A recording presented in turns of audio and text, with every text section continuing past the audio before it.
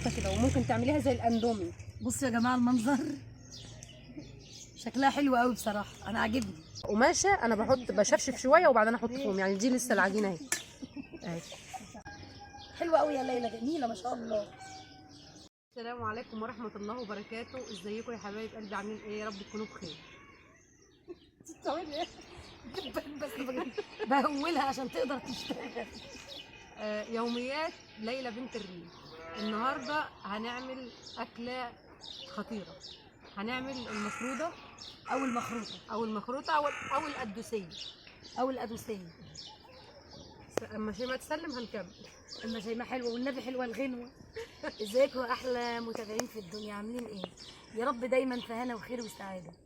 بالله عليكم شجعوا ليلى، شجعوها عشان هي بتتعب، نفسيتها بتتعب لما بتلاقيش حد بيشجعها. وبعدين بتاخد بعضها وما بترضاش تشتغل، تقول لي مش مصوره. والله ما انا طالعه. والله ما انا مصوره. طب والله العظيم انا كنت الاول بقول يعني الناس اللي بتقعد تقول ده عيلتي الثانيه انا دلوقتي بقوم من النوم على التعليقات، بنام وانا بقرا التعليقات وبشوف الكومنتات والحاجات اللي انتوا بتعملوها. يعني والله بجد عيلتي الثانيه، ففرحوني كده بكومنتات حلوه واشتراكات ان شاء الله. دي حقيقه على فكره.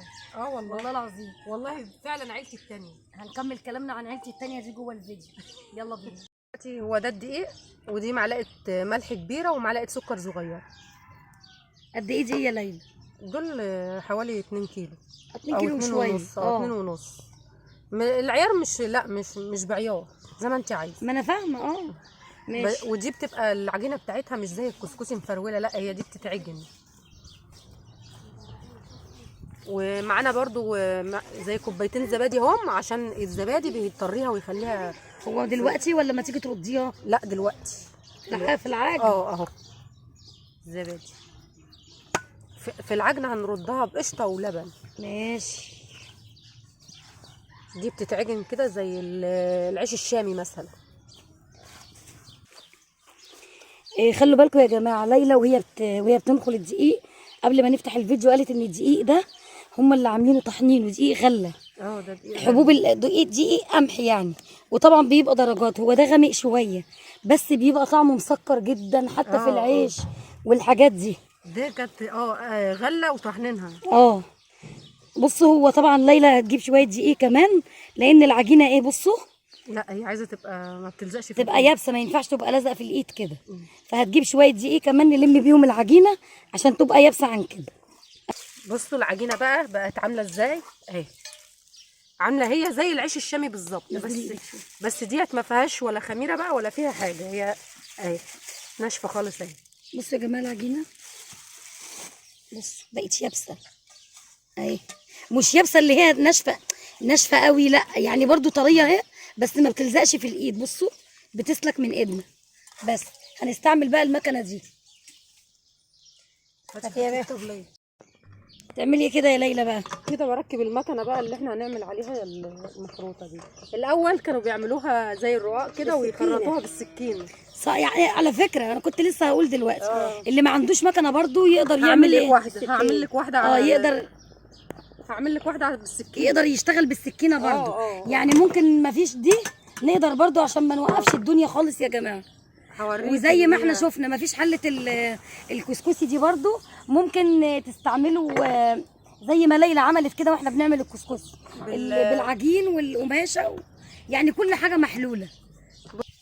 ده دقيق ذره اصفر او ابيض الموجود يعني بس انا جبته اصفر.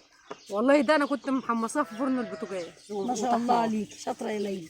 هتعملي ايه دلوقتي بقى؟ هقرص عليه العجين. هنقطع عليهم قطعي يا شيماء يلا. اقطعها كور قد ايه بقى؟ كده. بصي ده هنحط دقيق ذره على دقيق قمح او دقيق زيرو. ماشي. الاثنين على بعض بس دوت ذره برضه. لا هو ده دقيق ذره فين الدقيق الثاني؟ تصدقي ما يهمش، حط ماشي. حلوه كده يا ليلى؟ بصوا يا جماعه نقطعها كور كده اهي. حطيهم يلا. لا كلك لا. بصي الخلطه الدقيق دي اعملي بقى يا شيماء، اعملي على طول. ماشي يلا. بص احنا حاطين الدقيق الذره عشان نعملها برضو بالطريقه الاصليه. الطريقه الاصليه بيتحط لها ذره، دلوقتي الناس اللي بتعملها ما بتحطش الدقيق الذره ده، بس احنا عايزين نعملها بالطريقه الاصليه. ده بيخليها الدقيق الذره مسكر قوي يا جماعه. وريحته وشم ريحته.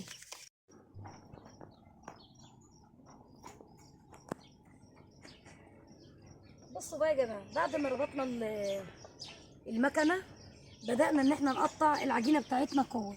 ده دقيق ذره على دقيق اللي هو الابيض بتاعنا العادي الزيرو المخبوزات ده، شويه من ده على شويه من ده. بصوا لازم كميه الدقيق الكتيره دي. بصوا اول ما ليلى بدات تفرد، وريهم الدرجه يا ليلى كده اهي. هي دي انا عاملاها على 4 على 4 وعلى حسب ما انتوا عايزينها بقى بس ده المقاس ده كويس اهي. بنبططها كده ونحط عليها دقيق ياما كده، دقيق كتير بين كل واحده وواحده. بصي يا شيماء، في ناس بدل ما تحطي عليها دقيق وتفرشها كده بتحط مثلا ملايه وتفرش عليها الوحدات دي كده وتسيبيها زي ساعه كده. طبعا الدقيق ده عشان هي ما تلزقش بينها وبين بعضيها، عشان تبقى يابسه بقى. وريهم بقى يا ليلى انت بتعملي واحده دلوقتي معاهم ازاي. يلا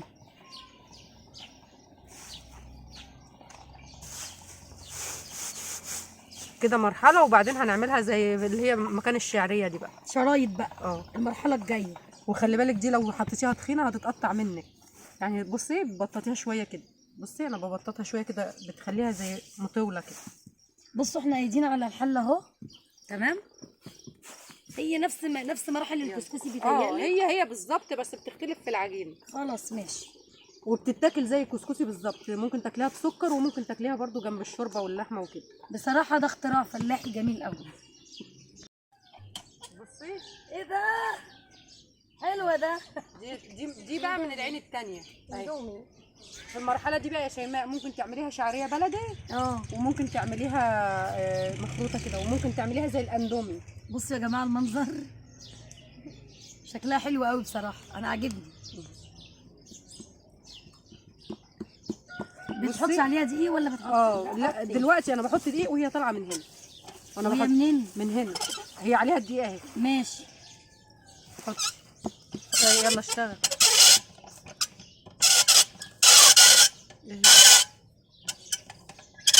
في ايه؟ مفيش حاجه، هي بتعمل ايه بس تركبها غلط ولا حاجه. يلا اشتغل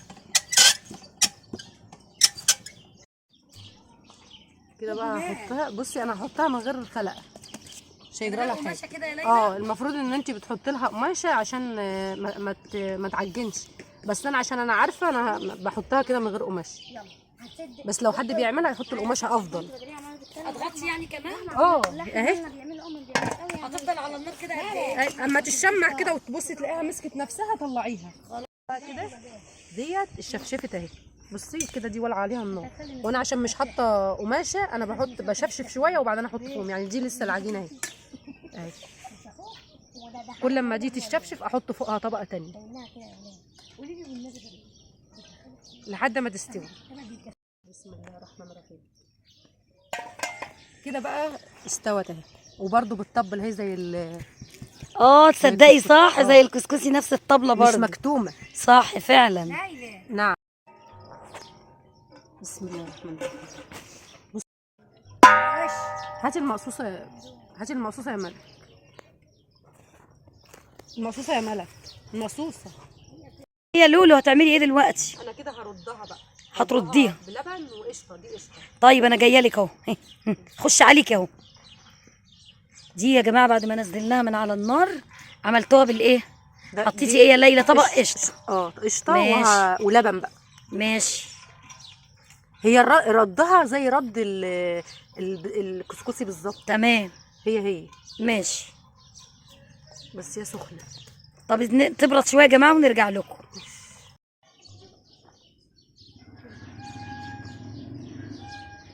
حلوه قوي يا ليلى، جميله ما شاء الله. ليلى كده يا جماعه بعد ما لفتها ردتها باللبن والقشطه والحاجات دي هتنزلها هنا تاني عشان تستوي بقى، وكده هتبقى جاهزه على الاكل. يا دوبك هنضيف لها حته زبده وتبداوا تاكلوا منها بقى. وبكده نكون عملنا المخروطه او القدوسيه، عملناها هي كده استوت وجاهزه على الاكل. يا دوبك لو هتحط لها زبده او هتحط لها سمنه او حاجات من دي وجاهزه كده على الاكل. يعني دي بتتاكل بسكر برضو يا ليلى؟ ايوه ممكن يتحط لها سكر ومكسرات برضو، وممكن تاكليها بقى جنب شوربه. هي نفس الكسكسي بالظبط، بس جميله بسم الله ما شاء الله. ومفرفره اهي. اللي هي الشعريه دي بتبقى حلوه. وداخل فيها دي ذره كمان مديها طعم جميل قوي، حلوه قوي بصراحه. تسلم ايدك يا حط ليلى. عليها سمنه بلدي بتبقى حلوه. اه فعلا جميله قوي قوي. ويا رب يكون الفيديو عجبكم ونكون خفاف على قلوبكم يا رب. يا رب.